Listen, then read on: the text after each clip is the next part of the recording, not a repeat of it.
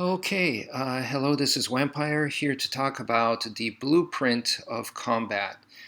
And to understand what I mean by the blueprint, you really need to understand two concepts. That makes it more complete. And the first one I've been telling you guys for many years now is the four ranges of combat. Here I'm only showing three. But the four ranges of combat is long range, medium range, close range, and the fourth one being ground range. And on top of that, that's the first concept. The second concept is you need to understand the three types of combat. And the three types of combat is assault, fighting, and self-defense. Now we're going to combine the four ranges of combat with the three types of combat to get a more complete picture. So let me talk briefly here with the long range. Long range is, the way that I describe it is it's a game of tag. It is a deadly game of tag. And in long range, to me, it really shines for the purpose of self-defense because it is the safest range. You're furthest away from the opponent. It basically means where they cannot reach you, that's where you're at. That's long range.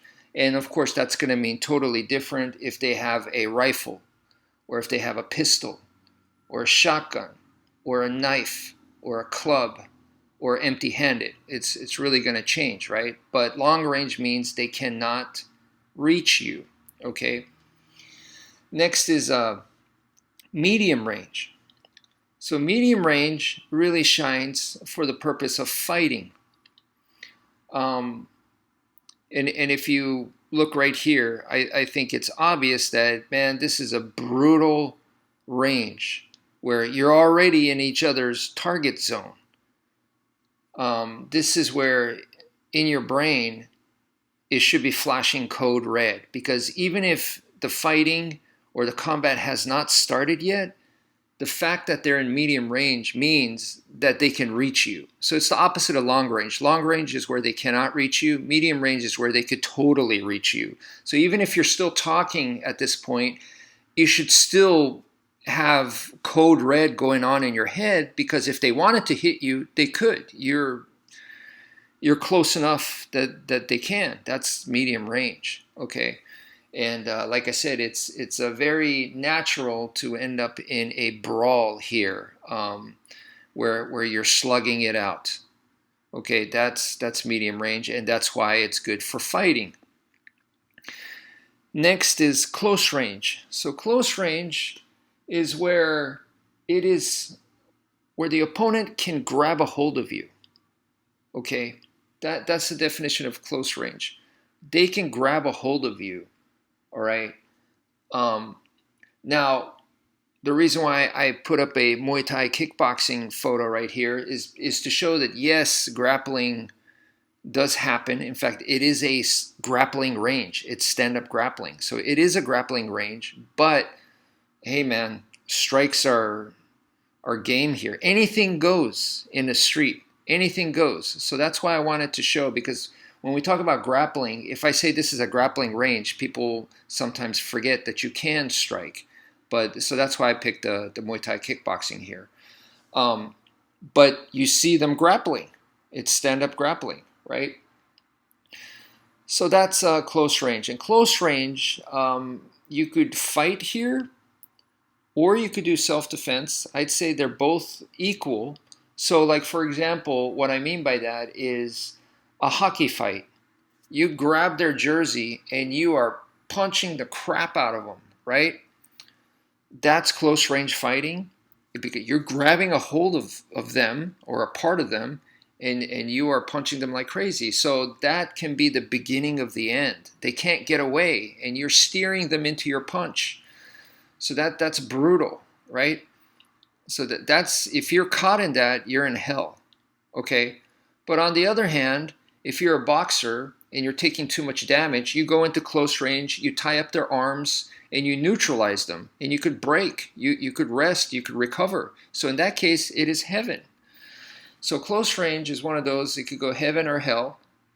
It could go either way, but for our purposes, I am interested in not the sporting aspect, but I am interested in the self-defense aspect, the neutralizing, the survival aspect.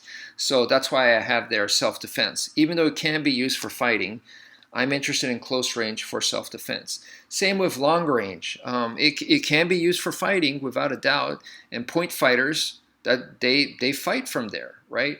But I'm not interested in that. What I am interested in is, because the other side of point fighting, because the main part of point fighting is I want to score as much as possible. I want to outscore my opponent, right? And in order to score, I have to attack.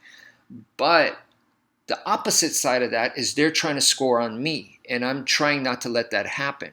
So that's the part of long range point fighting that is relevant to self-defense. Not the part of me scoring, but the part of me not getting scored on. Because it could be a knife, you know. If I score on them, let's say I kick them or I hit them or whatever, it doesn't matter. There might be multiple opponents.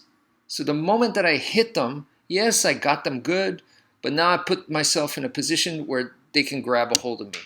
So then for self-defense, that would be meaningless, pointless. So what I'm interested in, once again, is the self-defense aspect. So it is survival. It is not letting them score on me, so to speak. Score, you know, quotation and quotation. So yeah. So that being said, the font in yellow, the self-defense, the fighting, another one is assault, right? So the three types of combat is assault, fighting, and self-defense.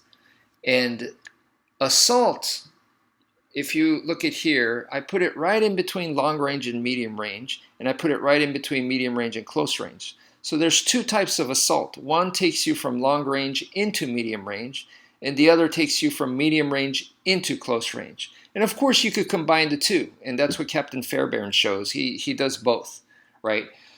But yeah, those to me are two different ranges for assault. Going from long range into medium range is one type of assault, right? And going from medium range into close range is another type of assault. So assault is kind of unique that it's in between ranges in that sense, okay? Assault is a one-sided beatdown is what's happening. So in long range, if I catch my opponent off guard, right? Maybe we're talking and he's not expecting this, and I suddenly charge at him and just brutally attack him nonstop until I'm in medium range. That is assault, going from long range to medium range, you know. And then from medium range, once again, we could be talking at this point. We could be, you know, pretty much facing each other and negotiating.